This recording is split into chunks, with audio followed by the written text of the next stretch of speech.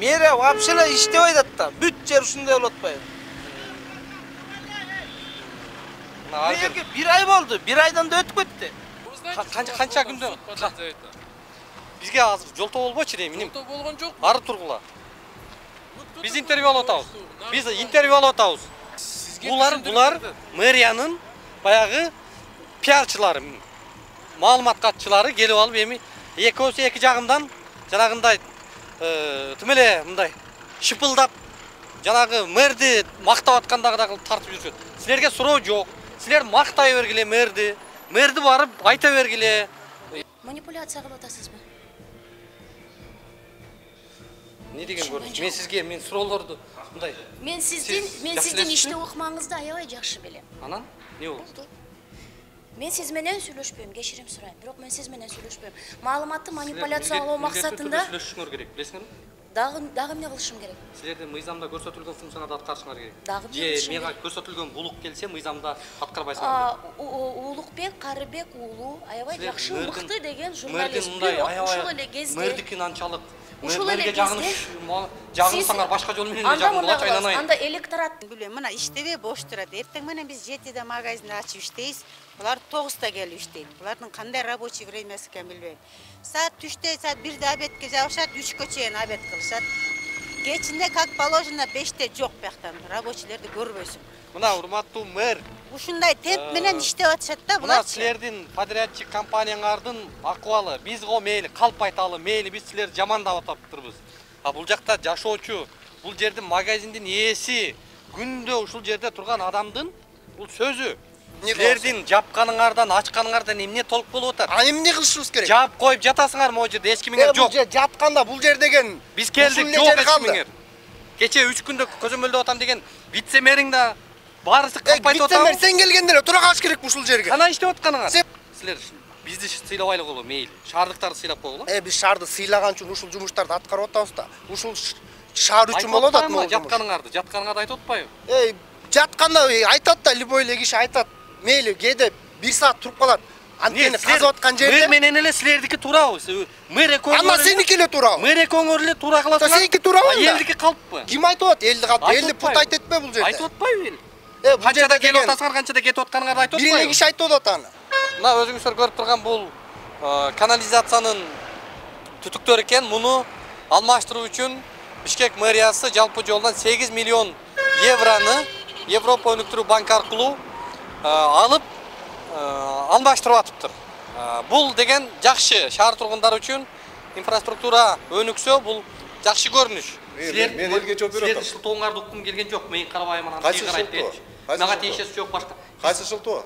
Мага тиешелүү жер эмес деп атпайсыңар? Мен кайсы шылтоону айтып атам? Мага тиешеси жок деп атпайсыңар? Мен айтып атам, жол боюнча айтып атам. Жол боюнча мен толук айтып бердимби? Жок, сиз айтып атасыз, мага карабайт деп атпайсызбы? Жолду толук айтып бердимби? Жок. Канализация боюнча азыр тийиштүү вице-мэр келип айтып берет анда. Жанагы Некрасова көчөсү ылдый. Качан ачылат ал жак? Московскийге чейин. Некрасова көчөсү ал ушул Гагаринадан баштап. долбоордун негизинде Берде техника жок айырда азыр. Мына ушул жолду бүткөнүнө менимче көп эле болду да. Бирок ал жагын тетиги Московский көчөсүнө жаап койгон. Бул жактан барат дагы азыр бул Молодая гвардияга бурулуп кетишет. Бирок түтүктөрдү көмгөндөн кийин асфальттоо иштерин эмне үчүн жүргүзбөй атышат? Мэриянын кызматкерлери маалыматтык жактан коомчулукка, шаардыктарга маалымат чыгарганы келишиптир. Бирок таң калыштуусу булар келгенде эле бүт техникалар иштеп калат. Бүт баары керемет эле баары өз иши менен алек болуп атат да. Бирок тез бүткөндө канча күндө бүтмөксүздөр? Жапканда жибек жолун. Эгер жибек жолун жапканда 4 күн. Эми мен сизге айтып атайын, жана азыр профсоюзный менен жибек жолунун ортосу бар да. Мэрия түнкүсүн көрбөйт экен да, мындайча айтканда, чынбы? Сынып нормасына туура келбейт экен, күндүз иштеш керек экен. Мейли түнкүсүн жок дегенде мындай тромбовка иштерин кылса болобу? Кечирим сурайм, болду. Убактым менен бүтү. Сиздин келгениңиз кандай? Эмнени чечип бересим? Мен эч нерсе чечпей иткенсиңер да. Биз чечип атабыз, өзүбүздүн шартыбыз менен иштеп атабыз. Сиз жөнүнө талап кылдык деп айтпашыңыз керек. Анткени сизде протокол менен тапшырма берип, кат жазып, bir dalil barбы? Качан талап кылдыңыз шуну? Мынакей буякта водоканал директору турат, мынакей. Бул маселе боюнча далил албетте бар. Канча жолу сиздерге вице-мэр талап кылды? Ар бир 3 күндө талап кылып атышат мага. Неге талаптан да аткарбай атасыздар? Эмнеге аткарбай атасыз? Бул Төлөмүнө жараша төлөнүп атса акча. Жок, төлөмүнө сиз да туура түшүнүңүз. Ушул жөн эле жаткан, бул жагы бүткөн, бирок ачпай көгөрүп эле отурушкан да. Мына эми азыр бул подрядчик компанияларга талап кылып атып, азыр бул жакты ачтырдык. Подрядчик компанияларга Бишкек мэриясынын, мэрдин талаптары жок болгондуктан, булар көзөмөлдөгөндүктөн ошолор 2 киши менен 4 техниканы коюп айлап жаткандыктын айынан дал ушундай жол тыгындары пайда болуп атат.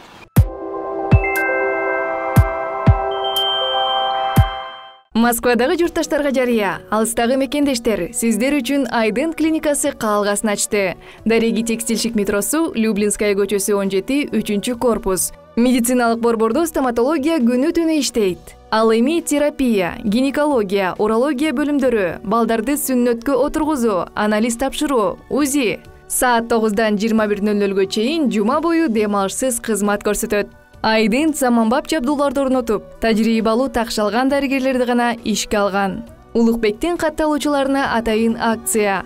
Клиниканын стоматологиясында рентген жана консультация акысыз. Ишемби жана жекшемби күндөрү тиш жолуу бекер. Ишемби күнү гинекологтун, жекшемби күнү терапевттин кабыл алуулары акысыз. Айдент. Ооруга асыл мекендеш. Урматтуу мекендештер, Москвадан Кыргызстанга жүк ташыган ишенимдүү ишкерди сунуштайбыз. Ишкердин аты жөнү Зайырбек Маматкаримов. 12 жылдан бери профессионал иш алып барган командасы аманатка кыянаттык кылышпайт. Жүктү Москванын бардык жеринен алып кете алат. Алган жүктү Кыргызстандын бардык облустарына аман-эсен жеткирүүгө кепилдик берет. Кыргызстанга жумасына 2 машина жиберилет. Жүк баасы көлөмүнө жараша ыңгайлуу баада 500 рубльдан өйдө бааланат. Дареги Нижегородское метросу, Перовское шоссе 9, району 7. Байланыш телефондор +7 926 788 70 70 0704 70 70 21. Саламатсыздар, урматтуу көрөрмандар, биз азыр Бишкек шаарындагы жол тыгындары жөнүндө берүү жасаган турабыз. Анткени айдоочулардан көп кайрылуулар түшүп, дал ушул жагдайды чагылдыруу үчүн бир топ маселелер жаралды. Мына ошондуктан биз жол тыгындарынын себептери, анын арылуунун жолдору жөнүндө бүгүнкү чыгарылышта изилдөө жасап көрөбүз. Мына өзүңүздөр көрүп турган бул канализациянын түтүктөрү экен. Муну алмаштыруу үчүн Бишкек мэриясы жалпы жолдан 8 миллион евроны Европа өнүктүрүү банкы аркылуу алып алмаштырып атыптыр. Бул деген жакшы, шаар тургундары үчүн инфраструктура өнүксө, бул жакшы көрүнүш. Бирок ошол эле учурда ушул Бишкек шаарында ушул түтүкчөлөрдү жаңылоо үчүн уткан компаниялар ушул тендерден өздөрү алып, бүгүн ушул нерсени салкын мамиле жасап, мындай биз жай баракат, ыкчам иштебегендиктен айдоочуларга абдан ыңгайсыздык жаралып атат. Анткени эми мыйзам жагы менен карай турган болсок, албетте мөөнөтү бар, буларга абдан мөөнөтү кенен. Мөөнөт болгондуктан булар бир нерсе деп суроо берсек, азыр мөөнөткө такашат да. Биздин мөөнөтүбүз бар, ошол мөөнөттү аяктасак болду депчи. Бирок бул мыйзамы абдан ыңгайлуу, мэрия үчүн абдан ыңгайлуу. Ошол эле учурда шаар тургундары үчүн абдан кыйын болуп атат да. Жол тыгындарынан тажап эзилип атышат. Эмне үчүн ушул подрядчик компаниялар, эмне үчүн ушул мэрия ушуну көзөмөлдөп, тездетип, ишти ыкчам, мындай күнү-түн иштетип, ушул жагдайдан батыраак шаар тургундарын мындай бир арылтса деген суроо пайда болуп атат да. Биз азыр айдоочулардан сурап көрөлү, өздөрүнүн оозунан угалы, ушул тыгындарды канчалык буларга таасир этип атат. Айдоочулардын оюн сиздерге алып берели анда. Жүрүңүздөр. Жагып атабы сизге? Жакпай атат да ошо. Жарым саат болду. Жагымдуу эле болуп атабы? Жагымдуу эле болуп атабы? Кайдагы жагымдуу? Mo toz калып атабыз. Ушу түнү иштесе болмок. Түнүчү, түнү. Түнү уктайбыз деп атпайбы? Түнү уктабаш керек, набар ушуларчы. Эмне жолдогулар уктабаш. Канча болду байке турганыңызга? 40 мүнөт болду вокзалдан берактан бери эле. Эмне деп айтат элеңиздер эми ушул? Эмне деп айтмак элек, мына Минтрансты караш керек. Жок, Минтранс эмес, мэрия карап атат. Мэрия карап атабы? Мэрия вообще эле иштебей атат да. Бүт жер ушундай болуп атпайбы? Мэрия 1 ай болду. 1 айдан да өтүп кетти. Чукулап аткандар. Мына биздин Көп болду. ар бир айдоочу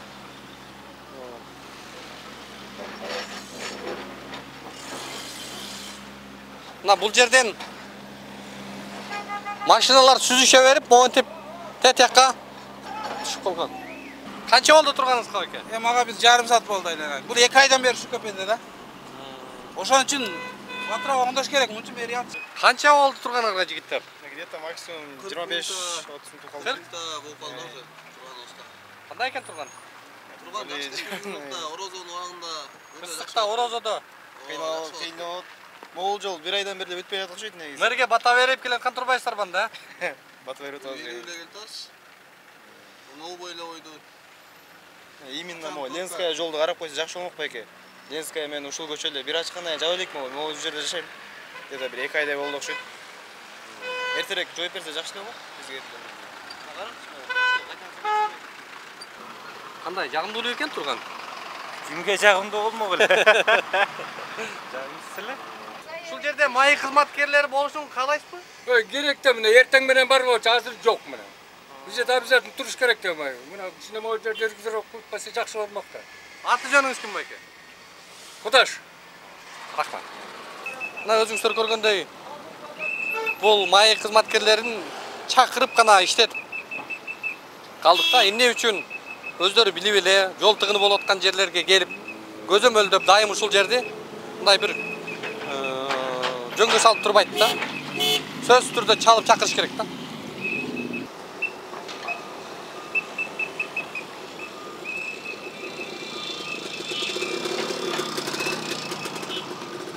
Качан башталды иш? Февральда. Февральда.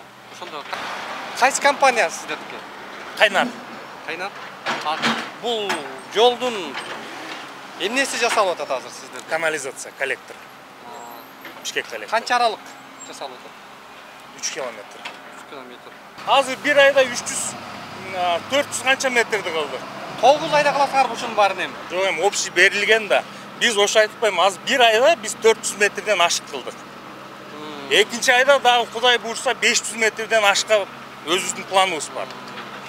Мына азыр карабайсыңар, мына могул жактан азыр өзүбүздүн техникаларыбыз батпай атат бу жактан. Ары тур, бери тур, сен ары айда, бери айда деп техниканы көбөйткөнүн смысл жок болуп атат азыр. Азыр мына 6 экскаватор иштеп атат, 10 хова иштеп атат азыр. Биздики вывоз бурун ташлат, очной калып барып ташлат, кайра алып келип берилет. Атвал кыла албайбыз. Кадр сыртына жүрө Сиз ким эле? Мен оператор. Мэрияда. Операторум жок. Мэрияда? Жок. Сиз дайым эле мэрияда жүрбөйсүз, көрөбүз. Чоң жардам берип жүрөм да. Эмнеге айтпай атасыз? Неге мэрия силер ушундай даярдап алып, булардын техникаларын күндө иштебей турганда эмес, силер келерде баары иштеп турганын көрсөтүп, могу подрядчик баары тим эле кыйратып иштеп аткандарын чагылдыра бересиңер, мындай реалдуу тартпайсыңарбы? Болуп аткан ишти тартабыз. Неге азыр бүгүн мисалы күндө иштебеген техникалардын баары бүгүн иштеп калыптыр? Силер келдиңер да. Тура. Силер тартып жүрүпсүңөр биз келсек. Жок, биз айтпай эле келдик. Неге ушундай показуха кылып атасыңар дейм да? Коомго реалдуу көрсөтпөйсүңөрбү? Мындай силер келип анан иштеп аткандарын тартып ой, керемет кылып атат экен дебей, мындай күндө иштебей турган техникаңар бүгүн иштеп калыптыр. Нормально. Ошондо айтпайсыңар, чыгарбайсыңар, тартпайсыңар айталы. Чыгарабыз. Тартабыз. Күндө иштеп аткан техникаңарды тарткыла, чыгаргыла ошондо. Айтып берсин. Кем айтып бер? Чыгабы точно? Мэриянын немесинен чыгат да, баракчасынан. Сиз журналист окшойсуз да? Да? Я. Мен да айтып берем, эмне болот? Мен айтайын дегеним, Бишкек мэриясы 15 мектепти жерге күнгө жеткизбей мэрди мактап 15 мектепти заматта бүтүрүп салды. Биздин мэр кыйын, биздин мэр укмуш иштеп атат деп байма-бай сайттардан, телевизордон түшпөй калбадыңар беле. Анан эми азыр силер келипсиңер, биз келсек жүрүпсүңөр да. Анан бүт иштеп аткандарын тартып, техникаңар баары иштеп аткан мындай күндө иштебеген техникаңар бүгүн иштеп турат да. Кече көрдүм.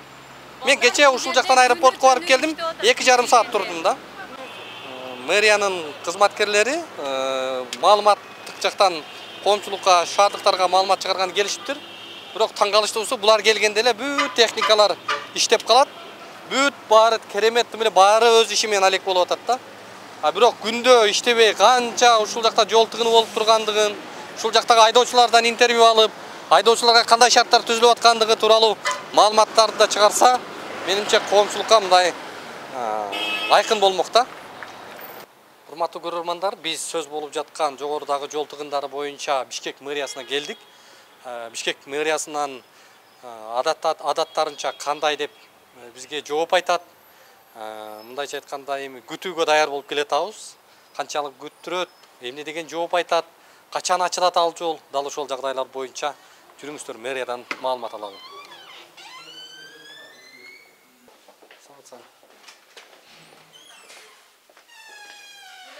Кандайсыз? Эмеге? Дорогие горожане, ардактуу шаардыктар, сиздер туура түшүнүңүздөр. Вам нужны новости. Эти новости вам поставляет Улукбек.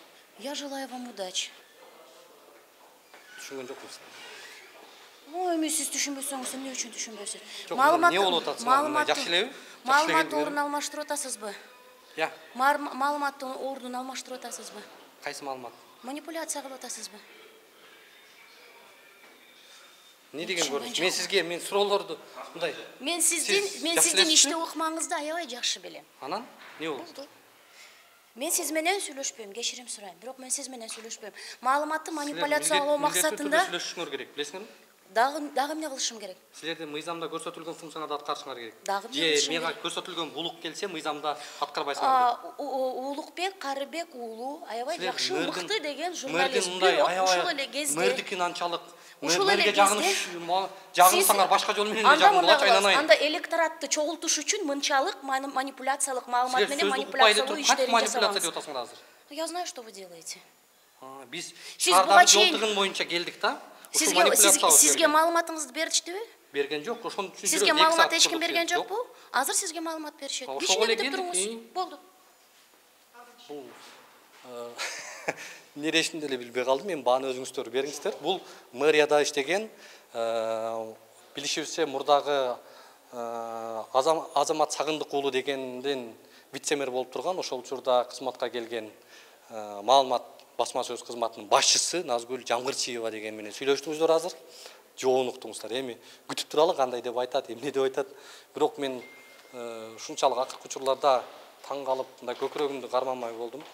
Бизде мамлекеттик муниципалдык кызматтын кызматкерлери, ошол эле билим берүү министрлигинин маалымат кызматы барсаң эле ушундай жанагындай эмне деп айтышты эле билбей калдым. Бирок буларга биз бир эле суроо менен келгенбиз. Шаардагы жол тыгыны. Ошол жерде мыйзам 6 ай 9 ай кылып бөөнөтү берип койгон. Булар үчүн кенен кесир мэрия үчүн аябай жакшы ыңгайлуу мыйзам. Бирок шаардыктар үчүн иттин азабы. Ошол жерден жол тыгыны, ошол жерден адамдар кыйналмай, күндө каргап шилеп сөгүп, наалат айтып, нааразы болгон жарандар да. Эми ошого жеткизбей эле мындай кантип ушул жол тыгындарын чечсе болот, кантип ошол ишти тездетсе болот.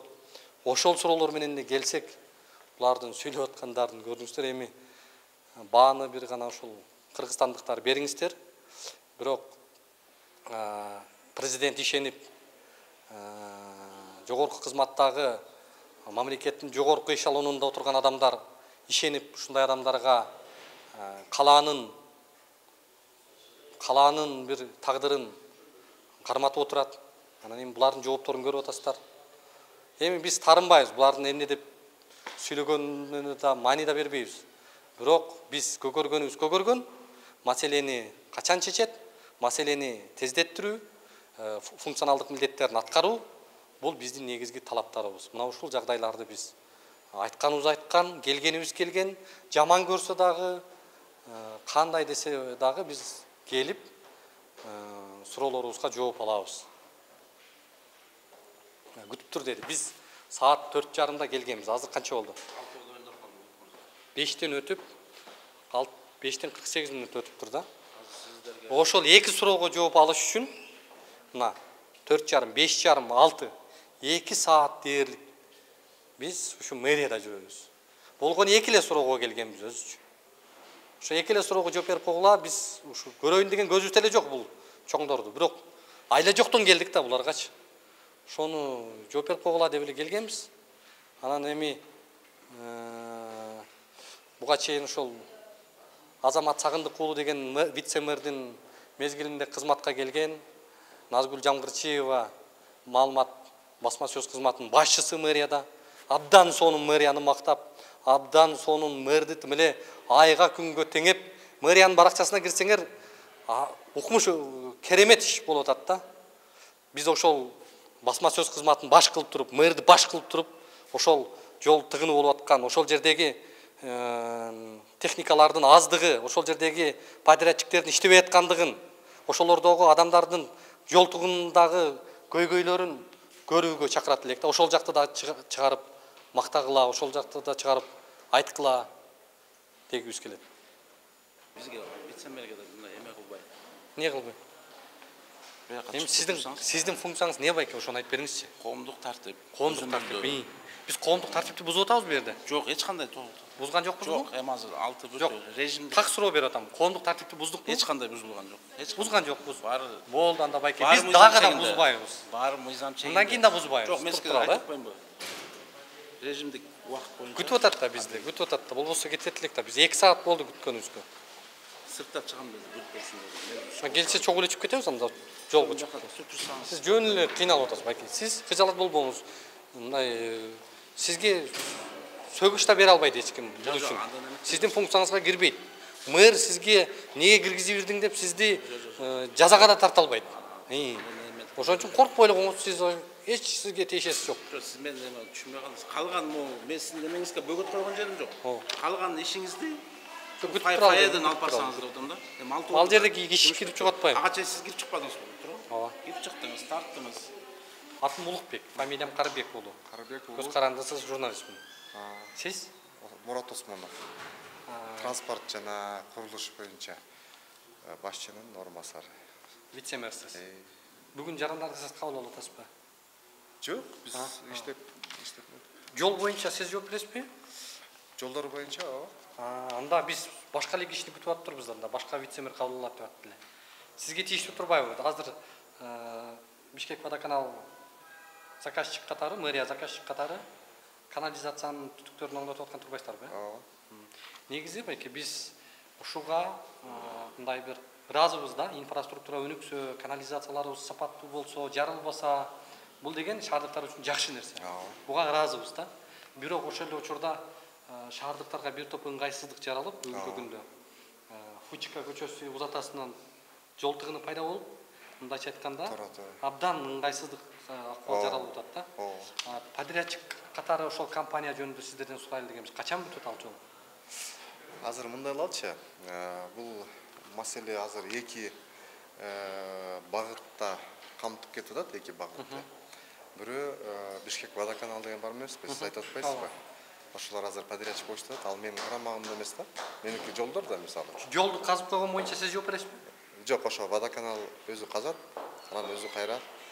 Водоканал кылган жок аны? Жок, ошо водоканалда, водоканал ошол жерде кылып жүрөт да ошо. Ошолор кылып азыр бүт түтүктөрдү коюп атат да. Коюп анан калыбына кетиришет да. Мен азыр башка нерсени, өзүмө тиешелүү нерсени айтып коеюн дегем да.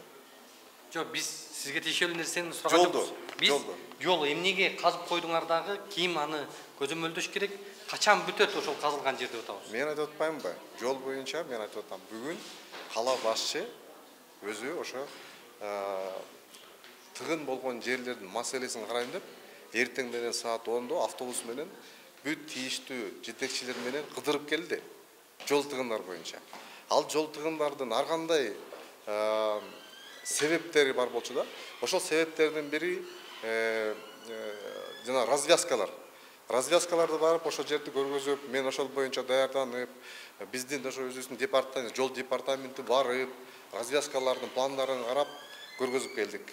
Кала башчы ошол жерде деген катар ошо тапшырмаларды берип, ошол боюнча протоколдоп келдик, Кудай буйрса. Ошонун бардыгы кийин ишке ашат. Бирок бүгүн эле ошол чечилчү маселе эмес да, эми өзүңөр билесиңер. Мен түшүнүп атам. Качан бүтөт ал деп атам. Качан ошол казып койгон жерди качан бүтүрөсүңөр деп атам. Мындай мен айтып атпаймынбы, бул бөлөк вице-мэрдин карамагында. Ким карайт? Турак жай боюнча вице-мэр бар да бизде. Ким ошол? Шамаралиев деген биздин вице-мэрибиз бар. Бүгүн кабыл алабыз. Эми күндө эле кабыл алат, ал киши баарын эле кабыл алат. Азыр байланышып көрө аласызбы? Менби? Эми азыр жумуш бүтүп калды, билбейм, аларды может. Я. Ким деген? Келет бекен анда. Мен ошо жол боюнча деп сен айтып атпайсың, мен ошо жолду айтып берет атам сага. Сиз жол боюнча вице-мэрмин деп атасыз, анан жол боюнча суроо берсем билбейм деп атпайсызбы? Жок, сиз түшүнбөй атасыз. Мен айтып атпаймынбы, эки тармакты камтыйт деп атам. Мейли канча тармакты кармаса мейли, анын мага башым оорубайт да мындай. Сизге так эле суроо. Мэрияга берип атабыз. Бул суроонучу. Сен башың оорубаса, элдин башы ооруп атат. Мен сага ошон үчүн жооп берем. Ошон үчүн баш ооруган үчүн келип атам. Мен элге жооп берип атам. Силердин шылтооңарды уккум келген жок. Мен карабайм анан тиги карайт депчи. Мага тиешеси жок башка. Кайсы шылтоо?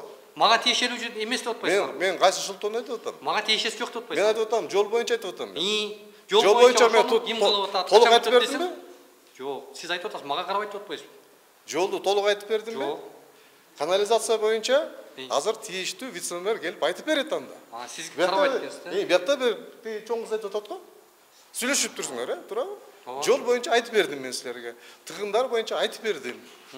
Дагы мен айтып берейин. Жок, мындай. Жок, мен бали сүйлөңүзбү? Жок, сиз да айтып атпайсызбы, менин башым ооруп, элдин башы ооруп атат деппи? Сиздин башыңыз оорубаса, келип атабыз ошо. Сиздин башыңыз оорубаса, тескерисинче силердин башыңар оорубайт. Элдин башы ооруп, мен элге жооп берип атам бул жергечи. Ошо жооп бергиле деп мен келип атам. Ооба, ошон үчүн мен айтып бердим. Суроо так суроо да. Канча мөөнөттө ошол жердеги жолдор бүтөт? Бул мындай, Кытайдын гранттын 3-чү фазасы бүгүнкү күндө каралып жатат. Ошону бул жерде оңой эмес. Бул жерде деген ошо жер жол салынып аткан жердин планындын ошо жолунда үйлөр бар, бир 50ден ашык үй бар. Ошо үй маселесин чечишибиз керек. Кылдат менен алдагычы. Аны деген ал ошо эл менен сүйлөшүбүз керек. Ошонун баары бүткөндөн кийин анан бүтөт эми. Ушул жылы бүтөт. Канча мөөнөт? Ушул жылы бүтөт. Ооба, ушул жылы. Ошо жол боюнча дагы маселе болсо да жооп берейин. Орун басарымын бардым. Менин атым Улукбек байке, фамилиям Карбек уулу. Көз карандысы журналистмин. Сиздин аты жөнүңүз? Шамралиев Жыргалбек, вице-мэр, мэрдин орун басары, ЖКХ вопрос боюнча.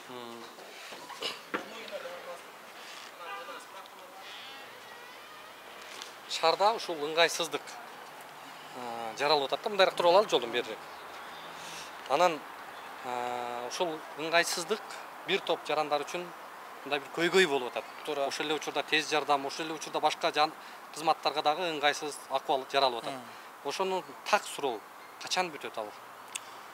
Мына бул жанакы сиз Фучика көчөсүнүн Жибек жолудан баштап аркы Ылдый көздөй Ленинский көчөсүнө чейин реконструкциянын болуп аткан жерин айтып атасыз да. Ал жерибиз болсо мынакей азыр жабылды.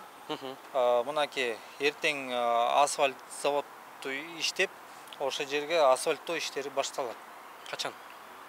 Эртеңден баштап ошо жуманын ичинде, бир жуманын ичинде аяк именно ошол бөлүк бүтөт. Бирок аяк Ленинский көчөдөн кийин өйдө жакка Жибек жолу Рыскулова жакка чейин уланат да бул жолчу. Бирок бул негизги долбоор октябрь айына чейин камтылган. Бул 7,2 километрди түзөт. Бул 2,8 миллион евроны камтыган ЭБРдин долбоору. Кредитке келген. Ооба, ошон бул өзүнүн проекттик долбоорунун негизинде бул октябрь айына чейин коюлган мөөнөт. Качан башталды? Былтыркы октябрь айынан башталган. Октябрь былтырда башталса, бул жер качан башталды? Бул жер болсо ушул февралдын 5-инен башталган. Февралдан. 1,5 ай вакыт өтүп атат. Ошондон эми аякка негизи бөлүнгөн мөөнөт 2 ай. 2 ай. 2 айда бүтүш керек. 2 айда бүтөт. Бул жерден иштин көлөмүнө жараша акча төлөнөбү же күнүнө төлөнөбү? Бул подряддык организациялар бар, ушул иштин көлөмүнө төлөнөт. Көлөмүнө төлөнөт. Эми көлөмүнө болгондон кийин биз бул жактан мыйзам абдан ыңгайлуу жазылган. Бул ушул сиздер үчүн ыңгайлуу болуп атат да. Мисалы 9 ай мөөнөтү бар экен аларда. Биз барып подрядчиктен сурасак 9 ай мөөнөтүбүз бар деп атат да. Демек, мыйзам абдан сиздер үчүн ыңгайлуу жазылып атат. Кенен убакыт болуп атат. Бирок шаардыктар үчүн абдан мындай бир мучение болуп атат да. Күндө кечинде эртең менен сөгүп, каргап иштеп атат сиздерде. Анан эми ушуну азыр суроонун аягына чейин берип алайын. Мына ушундан улам сиздер демек иштин көлөмүнө жараша төлөнүп аткан болсо акча образына дагы түшүнүктүү болушун айтайын. Бир автоунаага мисалы үчүн алманы бир адам түшүрсө дагы ошол ишти кылса ошол акча кетет. 10 адам келип ошол алманы түшүрсө дагы ошол акча төлөнөт деп атасыздар. Мына көлөмү деп аткан ошончо туурабы? Демек, сиздер ал жерге подрядчиктерди адамдардын санын көбөйтүп, техникалардын санын көбөйтүп, 2 айда бүтө турган нерсени 1 айда бүтүрсөңүздөр болобу? 9 айда бүтүрө турган нерсени 2 айда бүтүрсө болобу? Акча ошондой төлөнүп аткандан кийин. Көлөмүнө төлөнөт, бирок өзүнүн убакыт нормалары бар. Мен жана айтып кетпедимби 2 ай деп. Түшүнүп атам. 9 ай экен жалпы. Жалпы бул өйдө жак. Сиз кичине ошол шаар ичинде 9 ай ошол проект жүрөт экен. Шаардын ичинде, ооба. Анткени андан башка участоктор бар. Анткени бир эле участок менен бекилбейт да. А именно бекитип тактап айтып кетейин. Ошол Жибек жолу Фучка тараптагы жумуш ошол 2 ай деген мөөнөт коюлганда именно Ленский көчөсүнөн Жибек жолуга чейин. Ал маселе эметип ооба тоскоолдук болуп атат. Биз ошону тез бүтүрүш үчүн өзүбүз негизи кызыктарбыз. Аякта тез бүтүп, ошо элдин шартын баттыраак ыңгайына салыш. Биз негизи ошо абдан ошого кызыгып, ошол маселени күндө көтөрүп, бул маселени мына водоканалдын жетекчисине дагы кескин түрдө максатка койгонбуз. Тез арада элдин ыңгайына көп ыңгайсыздыкты жаратпай, тез арада бүтүргөнгө. Бул жакта 1,5 ай болуптур. Ошол жердеги жол дагы деле 1,5 айдан бери адамдар ушул жерде кыйналып атат да. Эми технологиялык нормалар бар. Технологиялык нормадан ашыкча чыгып кетсе, бул да туура эмес, ошол жер туура эмес салынса да алда чоң катачылык болот. Аны сиз да билесиз. Ошон үчүн бүт өз ирети менен бүт долбоордун бүт камтыган ирети менен иш жылыш үчүн ошол жерге мөөнөт коюлган, ошо тез арада бүтүргөнгө. Ал жерге чоң бул проект, бул Бишкекте мындай көлөмдөгү именно канализация тармакта болуп аткан чоң проекттин биринчиси болуп эсептелет. Бул өзүңүз айтып кеткендей бул жакшы долбоор. Бул мындай чоң ири долбоорлор ашып атканга наоборот жакшы деп эсептеш керек. Бирок элдин ыңгайсыздыгы жаратып атат. Бирок ошо айтып атпаймынбы, бул да биз ыңгайсыздыкты тез өз мөөнөтүнөн да эрте бүтүргөнгө биз аракет кылып атабыз. Ушул эртеңден баштап мынакей ошол маселе да коюлуп аткан асфальттоо иштеринин башы башталат. Эмнеге эртеңден баштап? Буга чейин кылсаңыздар болбойбу? Буга чейин өз мөөнөтү менен ошол жерде утрамбовка болуш керек болчу. Ошол жерде 1000 метрдеги 1 метрлик коллекторлор отургузулуп. Түшүндүм агай. Бу жерде көлөмүнө жараша төлөнөт деп атасыз. Ооба. Көлөмүнө жараша төлөнсө, жогорудагыдай булар подрядчикке сиздер талапты коюп, талап коюлган. 9 ай дебестен ошону аз мөөнөттө бүтүрсө болобу. Мен сизди кичине сиз талап кылып атыпсыз да. Бир жолу талап кылып, кандай? Эми сиз жөнүнө талап кылдык деп айтпашыңыз керек. Анткени сизде протокол менен тапшырма берип, кат жазып, бир далил барбы? Качан талап кылдыңыз ушуну? Мынакей буякта водоканалдын директору турат, мынакей. Бул маселе боюнча далил албетте бар да. Бул маселе коюлуп атат. Түрүндө же мындай бир водоканал тараптан подрядчиктерге талап бекем коюлган. Канча болду талап сиздер? Кечирсиз, аттыңызбы? Талай Орозов, Бишкек водоканал. Бизге уже постоянно эле талап болуп атат, уже башталгандан бери бул маселе өтө оор болуп атат, өтө. Канча жолу сиздерге вице-мэр талап кылды? Ар бир 3 күндө талап кылып атышат магачы. Эмнеге талаптан да аткарбай атасыздар? Эмнеге аткарбай атабыз? Бул көлөмүнө жараша төлөнүп атса акча. Жок, төлөмүнө сиз да туура түшүнүңүз. Бул строительный объект, бул жөнөкөй эмес. Бул биринчи жолу курулуп атат Бишкектечи. Азыр жөн эле тяплап салып койсок, бул болбойт да. Негизи өзүңүз шартын деле карап алат. Биз и так опережение менен кетип атат. Мына подрядчиктер турат. Подрядчиктер деле түшүндүрүп берет. Кантип бул утрамбовка, метровый труба кетип атат ылдый жакачы. Бишкек үчүн бул негизи эң жакшы нерсе. Биз ошо эми биз кечирим сурайбыз элденчи. Эми бул Неге аз техник? Биз аны айтып атабыз да, Сизге айтып техникалар аз эле турат ал жерде. Техникалар азыр бүгүнкү күндө биринчи утрамбовка жолун баштады. Биз отрезоктор менен мындай бүт жолду жаппай элдин ыңгайына салыш үчүн. Түнкүсүн иштесе болобу? Түнкүсүн безопасность деген бар. Алда бар. Ошон үчүн түнкүсүн иш алып баруудагы өзүнүн нормалары бар. Алды жактан да. Мен 1 саат мурда Япониядагы акыбалды могу сотка аркылуу интернеттен көрдүм да. Так эле ушундай канализацияны Японияда 2 суткада бүтүрүп, 1 жумада асфальттап коюпту да. Эми бул айтасыздар эми, Япония өнүккөн өлкө мейли. 30 метр экен узуну. Асты глубина 15 метр экен. Ошондой шартта чоң трассаларды ушундай жасайт экен да. Эми аларда деле түнкүсүн күнү түнү иштеп ушундай кылыптыр. А сиздерде анда алар техникалык норманы бузуп атабы ошондо? Алардын биз өзүбүздүн Кыргыз Республикасынын нормалары менен иштеп атабыз. Ошон үчүн биз деген өзүбүздүн өнүккөн өлкөлөрдөн мындай үлгү алса болобу? Үлгү алып атабыз. Ал боюнча биз бекилген, Госстрой менен бекилген нормалар менен иш алып барылып атат. Жана долбоордун негизинде. Рахмат. Анан эми оор келбесе мындай. Албетте жумуш убактысы бүтүп калды. Сиздерден мындай талап деле кылганга укугубуз жок. Анткени эмгек келишиминде жумуш убактыңыздар бүттү. Сураналы да мындай өтүнүч катары кайрылабыз. Президент мисалы жумуш күнү эмес, воскресенье күнү барып бечаралар менен жолугуп келип атат да. Мындайча айтканда элге барып атат. Азыр сизде жумуш убактысы бүтсө, барып жеринен көрсөк болобу ошо жерди барып. Бул жагын ачса боло турган жерлер турат мисалы. Ичине темирлер жылдырып коюп, жолду кеңейтип туруп, асфальттагынга чейин жолду ачып койсо болчу шарттар турат. Подрядчик бүттү буягы каттай берсе, уруксат кайы берсе эле кыла берсин деп атат. Анан ошондой жерлерди кылса болобу, сиз барып көрүп бере аласызбы? Негизги ал жерде нормалар бар. Ал жактан мен сиз менен мындай кылайынчы. Мен азыр жарандарды кабыл алып атканбыз бизчи. Бүттү да. Азыр кабыл алгандан кийин чыгам деп айттыңыз. Анан кийин кемпир чалдар келди. Алар менен кабыл алдык. Азыр деген иш пландарыбыз бар. Bundan башка убакта барып кетсек мүмкүн. Бирок азыркы мен башка бере албайсызбы? Азыркы мен мисалы кечке дагы мына саат 6-дан да өтүп кетти. 6-га койгон да иш планыбыз бар болчу. Аныбыз да калып калат. Мен аякты да калтырганга мүмкүн эмес. Ошон үчүн барып көрдүңүзбү ал жерге негизи? Мен ал жерде мен 2 күн мурун эле болгом. Өзүм ошол жакта барып көрүп кеткем. Азыр жолду ачтырып бере аласызбы ошол жакта аркы бүткөн жагын? Аркы бүткөн жагы асфальттоо иштери бүткөндөн кийин ачып беребиз. Асфальттоого чейин эми уруксат бербей атат. асфальты жок, Бишкектин жарымында эле асфальт жок да эми.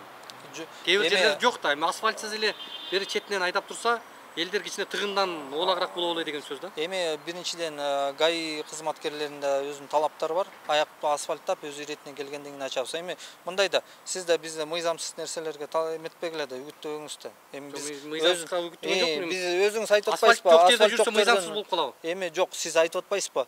Сиз аны ачып берип койгула депчи, ал жерди. Жок, асфальт жок жер мыйзамсыз эмес да, чынбы? Эми мындай да, ал жерде тереңдиги бар утрамбовканын. Аякта асфальттоонун алдында аякта өзүнүн мындай чоң трасса болуп эсептелет. Жок жерге эмес, ошол жерге чейин эле жанагы бордюрларды ошол жака жылдырып кичине кеңейтип койсо болот да. Эми ал жакты биз мындай кылалы. Азыр подрядчиктер менен акылдуулуктун деле кереги жок. Подрядчиктер менен ал жерде иш алып барылат. Азыр болсо бүткөн жерди жылдырып, асфальттап бүткөндөн кийин толук ачылат. Анан кийин бүт максималдуу түрдө жолду жабуу бөлүгүн азайтууга аракет кылабыз да. Ошого азайтуу иштерин жүргүзүп атабыз анысы делечи. Мына мисалы тез бүтүш үчүн анда биз жибек жолун толугу менен жабышыбыз керек болчу. Мисалычы. Тез бүтүш үчүн. Бирок тез бүткөндө канча күндө бүтмөксүздөр? Жапканда жибек жолун. Эгер жибек жолун жапканда 4 күн. Эми мен сизге айтып атайын, жана азыр профсоюзный менен жибек жолунун ортосу бар да. Мынакей подрядчигибиз турат. Если перекрыть жибек жолу полностью, сколько дней вам замена потребуется? 3 дня. Вот от профсоюзной до жибек жолу, да? Вот этот отрезок. Не, мне осталось только сейчас жибек жол перейти. Мындай кылбайсыздар. За 3 дня осталось. Анда чыгардыктар бир 3 күнгө чыдайт. 9 ай езилгенче 3 күн жаап оңдоп койбойсуңарбы? Сизде кичине сөздү да туура айтсаңыз, бул бөлүктөр жазалып атат. Улукбек мырза, Московский көчөсү жазалды. туурабы? Ал жер бүт аякта да асфальттоо иштери болот. Бул жибек жолу бөлүгү. Бул жибек жолу. Асфальттоону ким кылат? Асфальттоону ошо подряддык организациялар өздөрү кылат. Подряддык организациялар өздөрү кылат, ошол проекттин долбоордун акчасынын негизинде. Канча каражат кетти ушул? Долбоордун ЭБРРдин канча каражат? ЭБРРдин жалпы эсептик суммасы 2,8 миллион евро. Евро 2,8 миллион евро. Дээрлик 3 миллион. Иә. Дээрлик 3 миллион. 2,8 тактап айталы. 2,8. Эми барып бересизби мындай?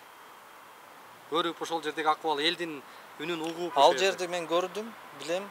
Биз менен да барып бербейсизби? Водоканалдын жетекчиси менен барсаңыз болот.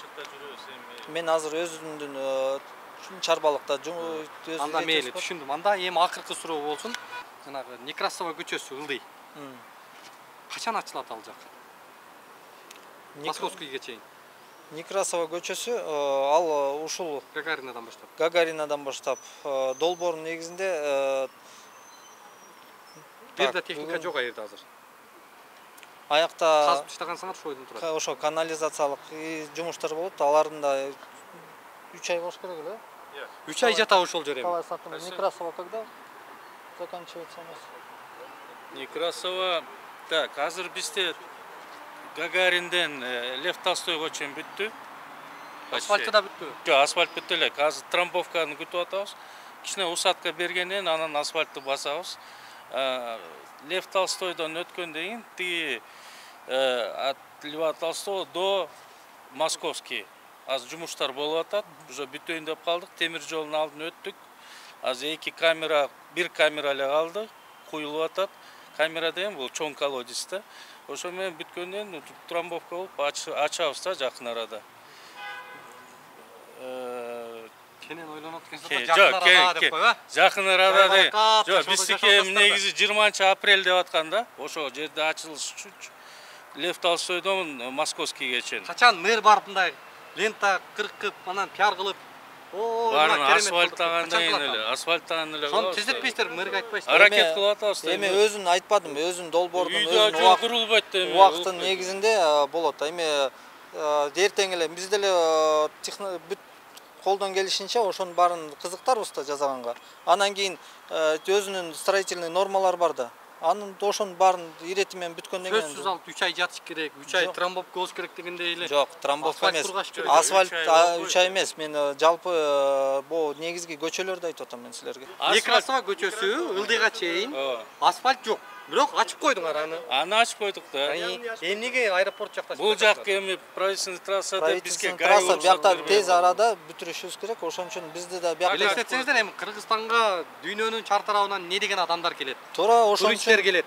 Президенттер келет. Ар ким өтүп атат, келип атат. Адамдар күндө аэропорттон кечигип ыйлап кат жазып атат бизге. Улукбек мырза. Ачып койсоңуздар болот. Өз убагы бар. Мына айттым, аякта биринчи бөлүгү асфальтталат.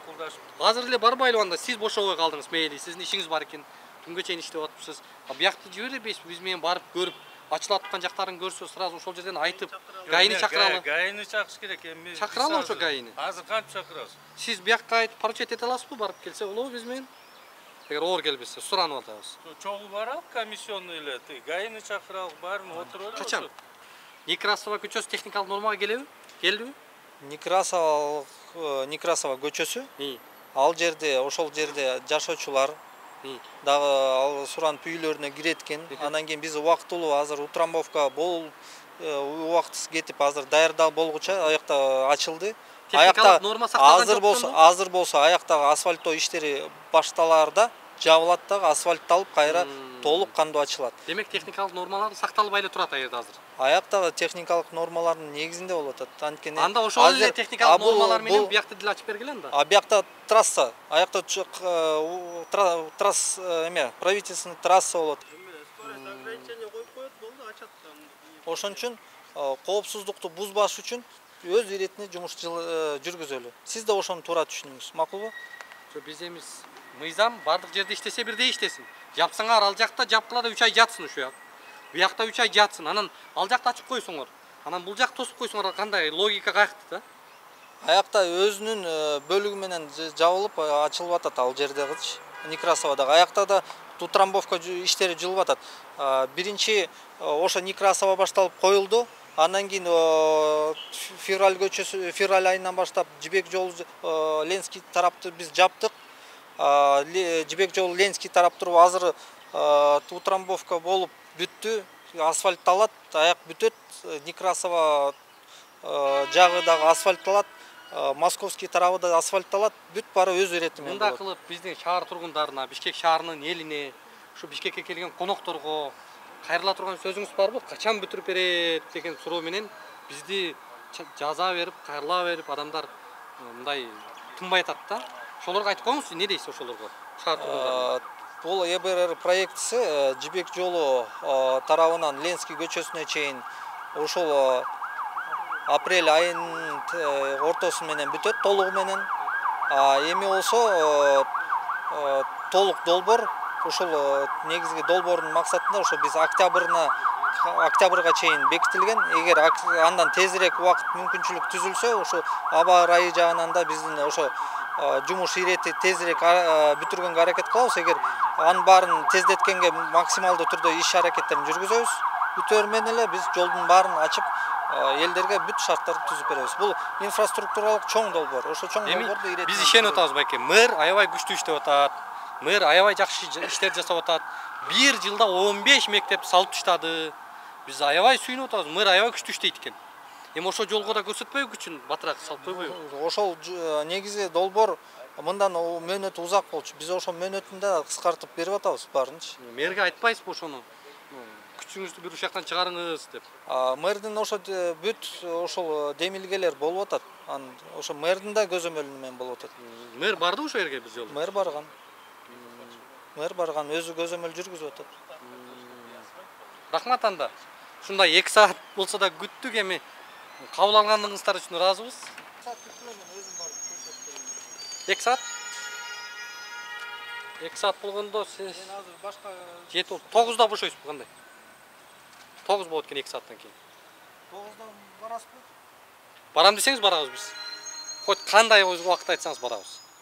Барабыз. Керекпи анда 9-да барабыз. Мен азыр өзүм Тийиштүү кызматтарды чакырасыздар, Мен водоканалдык подрядчиктерге водоканал бар, андан кийин жол коопсуздугун кааласаңыз алар деле чыгып. Сонун болот. Бирок бир маселе, бир шарт менен ошо жерден анда биз түшүндүрүп беребиз. Болду. Анан ошол жерден бизде аякта убакыт 20-30 мүнөт болот. Болду. Ашып кетсе. Жетеби? Жетет. Мына урматтуу көрөрмандар, өзүңүздөр көрүп болгондой, Бишкек шаарынын мэриясынан жоопту алдык. Мына азыр саналуу саатта күтүп тургула дагы, жерине барып, ошол тийиштүү мекемелердин баарын чакырып, ошол жерден маселени коюп, карайбыз деп акырында вице-мэр макул болду. Эми күтөлү аны чогуу ал жактагы жагдайдын, окуянын уланышын дагы көрсөтөбүз. Урматтуу көрөрмандар, жогоруда биз Бишкек мэриясына барып, вице-мэрлер менен сүйлөшкөндө бизге убада берди, өзүңүздөр күбө болдуңуздар. Саат 9-га дал ушул жерде жолукмай болгонбуз. 9-га келдик, мына биз күтүп атабыз. 8-ден 59 мүнөт өттү. Күтө туралы. Азыр келишсе, жогорудагы шаардыктарга жаралып аткан көйгөйдү жеринен көрүп, тийиштүү суроолорубузду беребиз. Азыр бул жагынан дагы кимдер келмей болду? Бияктан азыр Дорнадзор келип ал мына маалымат берет силерге керек болсо. Жүргүлө тияка. Өзүнө элеби?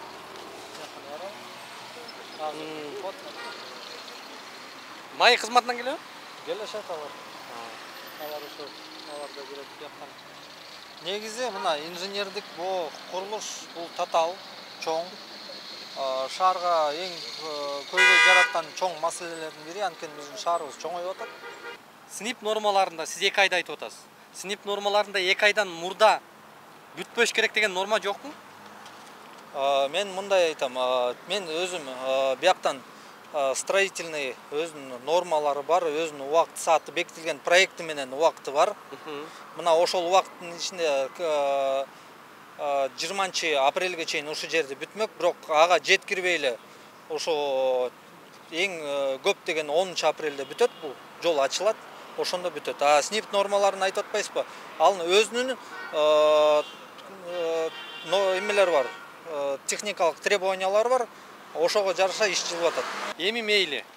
Жана түтүктөр бар экен, түнкүсүн иштей албайт экен. Биздин мэрия түнкүсүн көрбөйт экен да, мындайча айтканда, чынбы? Снип нормасына туура келбейт экен, күндүз иштеш керек экен. Мейли түнкүсүн жок дегенде мындай тромбовка иштерин кылса болобу? Түнкүсүн эми мына азыр шаарда кыймыл азайды. Сиздерге мышайт эткен эч ким жок. Эми бияк тромбовка мына болгон нерсени айтып атат, анан кийин бияктан өзүнүн нормасы бар, карыта жазалып, анан асфальт төшөрдүн алдында эми, асфальт төшөрдүн алдында. Эми болсо бияка өзүнчө бул жак түнкүсүн кала турган иш да бияга, чынбы? Же бул жакта бир нерсе кылса болобу азыр? Бияка мындай асфальтто асфальтты төшөсө деле болот да түнкүсүн, чынбы? Если мы сейчас начнем, да, ночью работать, уплотнять, да, вы говорите это, вроде это можно, вот эти жители все выскочат, и милицию это вызовут. По моей практике это было. Когда вибрация, когда виброкаток это работает, здесь такой это гул, днем его незаметно, а это ночью будет все. Канча вакыт ошондой кыласыңар эми силер? Как понять, какого времени? Канча вакыт силер днем түнү менен 10 күн түнү менен ушундай тромбовка кыласыңар, 10 күн. Эми мындай болот, Улук мырза, биякта жашоочулар ыйлап ийгидей. Бияктан тромбовка болот, мына 10 апрелге чейин бул жол ачылат. Ошо снип норма. Жок, азыр түнкүсүн тромбовка кылсаңар болобу муну? Нет, не пойдет. Мына түшүндүрүп берип атат. Түнкүсүн асфальт кылса болобу? Түнкүсүн тромбовка болгондо бул жашоочуларга ошолордун түнкүсүн аларды уктатпай анан кийин бул жерде бир мейли 500 жашоочу дейли. Буякта миллион киши каттап атпайбы шаарда? Анан кийин ошол 500 жашоочу болсо дагы алардын да ыңгайын карашыбыз керек. Жашоочуларды ойлоп түнкүсүн иштеп аткан турбайсыздарбы ошондо, э? Сиз эми туура маалымат бергиле. Туура эле түшүнүп атамбы ошондо? Сиздер биякта өзүнүн нормалары бар. Кечкисин жумуш, кечкисин эмес, бирок мынакей 10 апрелге чейин бияк жумуш бүтөт. Ошончо кыскача мен могу жак бүтүптүр, мейли. Могу жерге чейин муну жылдырып болбойт. Неге? Себеп дегенде чоң техника, экскаваторлор иштегенде буякта да алардын мынакей иштеп атканда аларга ыңгайсыздык, ал техникага да ыңгайсыздык болуп атты. Кандай кыласыздар? Бул жолду ачса болбойбу? Бул жолду мэрия айтат, ушу майы кызматкерлер уруксат бере койсо эле, биз ача салмакпыз, шаардыктар жылгайт деп атат. Жок, азыр деген бул Сиз айтып атпайсыздарбы? Мен качан айттым? Майы кызматкерлери уруксат бербейт деп элеңер беле? Биринчиден майы кызматкерлери да уруксат бербейт, анткени ал дорожный безопасностька туура келбейт дедим мен. Берсек, ачасыңар десек ачабыз дедиңер. Качан айттым мен сизге? Айтпаңар, видеодо бар. Мен антип сизге айттым. Видеодон кайталап беребиз. Майы ачса, мен сизге майы ачса ачып беребиз деп, майы уруксат берсе деп. Майы уруксат берсе уруксат бербейсиздерби? Биринчиден майы безопасностька туура келсе ачабыз. Безопасность. Бул жак казылган да азыр. Казылгандан кийин муну кайра Лев Толстойду ачып коюшупту, көрдүңүздөрбү өзүңүздөр? Ошол жакты азыр просадка кылып атат. А биз айтып атабыз, бул жакты биротоло асфальттагыла, анан ачып бергиле депчи. Чем азыр ачып коюп, анан кийин кайра асфальтта турган учуру келгенде кайра жаап койбостончу. Бул бир баштаган нерсени до конца иш чаранын бардыгын аягына чейин чыгаргыла деп биз. 9 ай жатса деле макулсузбу? 9 айга чейин жатпайт, себеби дегенде булардын өздөрүнүн графиктери бар. Графиги узундугу 9 айга чейин экен жалпы шаар ичинде. Жалпы шаар ичинде. Ал шаар ичинде. А бул деген бул баягы бөлүктөр менен жасалып аткан нерсе да. Так эле суроо. Бул жагын ачып коюп, ол четинен машиналар каттап турса болобу? Бүткөн жагы бул. Бул бүткөн жагы, спецтехниканы иштешине туура келбейт. Азыр мындай майы кызматкер айтсын да бизге. Бул жагы эгер толугу менен бүтө турган болсо, жок, толук бүтпөптүр. Мына жерге чейин бүтүптүр. Буягы тромбовка калыптыр, асфальт калыптыр. Асфальт жок. Спецтехника туура келбей калат, себеби дегенде мону полный жаткандан кийин анан үстүн төшөп, асфальт менен төшөп туруп кайра бир ачып берсе, ошол нерсе бардыгыбызга жакшы, сизге да, мага да. Себеби дегенде бун деген азыр бүгүн жабылып турат да азыр жолчу.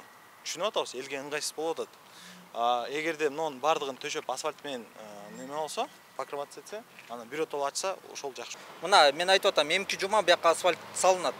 Эмки жума чоңдордо бир балея бар да, катып эле ушинтип эле тура беришиңер керек да мындай. Элге встреча Улук бар. мырза, Элге шартты түзбөйсүңөр. Сиз шарт элементардуу эле нерсе болуп атат. Кечирим Бул сурайм. жерде спецтехникага зыян келет. Коопсуздукка. Май айтып атпайбы? Жол коопсуздугуна жооп берет деп атат. жооп береби? Сиз ошого Мындай болуп атат. Часпикте жок Вы дегенде сейчас пробка будете учурунда. спецтехнику сюда ставить? Бияка тезирээк бүтсүн деп Силип атабыз. нормаларында ошол 2 ай 3 ай жатсын деген норма жок да. Биз айтып атабыз, объемго карата төлөп атсаңар, объем үчүн төлөп аткандан кийин талапты койгула, ондогон техникаларды киргизгиле. Бул жерде жүздөгөн адамдар иштесин, 4 кишини сепетип коюп койбой, 4 техниканы коюп койбой, акчаны төлөдүңөрбү? Ошончо талап кылып иштеткиле деп атабыз. Анан эле келсе колдо кагаласыңар дагы мыйзамга такайсыңар. Мыйзамда эч кандай коопсуздукка залал келбейт бул жерге. Ичине акырыныраак сөйлөңүз. Биз акырын эле сүйлөп атабыз, өзүңүз ошого жеткизип атпайсызбы? Кыйкырып сүйлөп атасыңар. Силер туура эмес маалымат берип атасыңар. Туураны силер айтпай атпайсыңарбы? Мен сизге туура айтып атам. Сиз укпай атасыз. Сиз кайра эле айландырып сөзсүз Силер 3 ай жатыш керек деп атасыңар. Мен силерге айтып атам, өзүнүн нормасы менен, срогу менен иш чыгып. Нормасы мыйзам силер тарапта. Мыйзамда норманы коюп алгансыңар. Мыйзамга силерге ылайыктуу болгон, элге ылайыксыз болуп атат деп атабыз. Элге ылайыктуу кылып тургула, мыйзамды кичине биз элге карата жол ачкыла деп атабыз да. Элге ылайыктуу болуп, мына мыйзам силер тарапта, мыйзам силер тарапта. Мөөнөтү бар. Кааласаңар 9 ай жатып туруп кылсаңар болот. Бирок мыйзам эл тарапта болбойт атпайбы? Түнкүсүн эле кылып койбойсуңарбы? О, түнкүсүн болгондо эртеңки күнү жашоочулар дагы ыңгайсыз жаратабыз. Кечирим сурайм, болду. Убактым мөөнөтүм бүттү. Сиздин келгениңиз кандай? Эмнени чечип бересим? Мен эч нерсе чечпей иткенсиңер да. Биз чечип атабыз, өзүбүздүн шартыбыз менен иштеп атабыз. Анан кийин сиздин өзүңүздүн ыңгайлуу шарттарга, өзүңүздүн ыңгайлуу суроолорго, өзүңүзгө керектүү маселелерди көтөрүп атасыз. Өзүмүз эмес, коомго, бишкектиктерге керектүү. Коомдук, Бишкекке керектүү ошо шарттар түзүп берели деп атасыз. Тезирээк бүтүрөлү деп атасыз. А бирок сиз сөздү бурмалап атасыз. Ошол проблема болуп атат. Мына бул Бишкек мэриясынын вице-мэрі.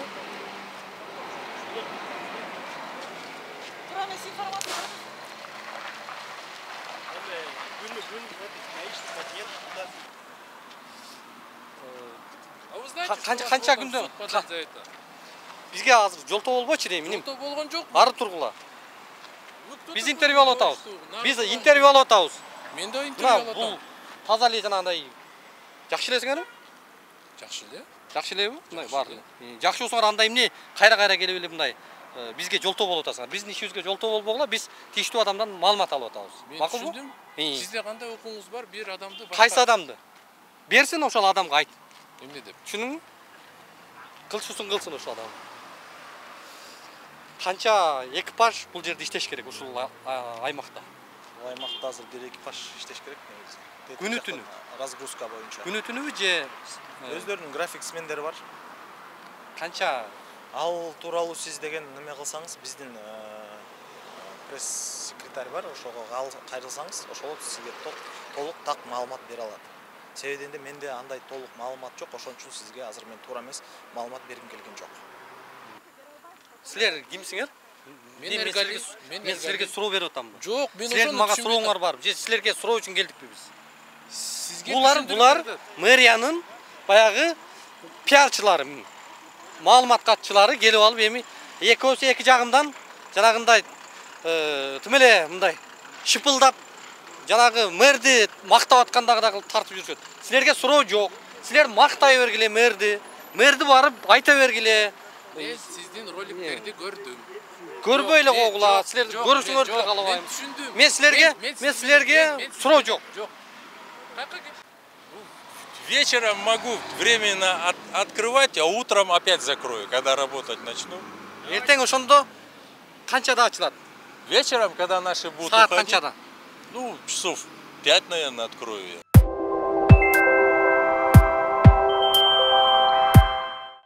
Биз азыр дагы бир Бишкектин так ортосунда, мына Ош базарына кете турган бул жагы Некрасова көчөсү, бул жагы Гагарин көчөсүнө чейин казылган. Турбаларды күтүктөрүн көмгөн. Көмүп коюп турат. Бүткөнү качан? Бирок асфальттоо иштери создугуп, иш жүрбөй атат да. Мына эми техникаларды караңыздар. Бул жакта экскаватор турат. Ошол подрядчик компания, уткан компания ушул дем алыш күнү иштесе эмне болушат? Дем алышта булар эмнеге эс алышат?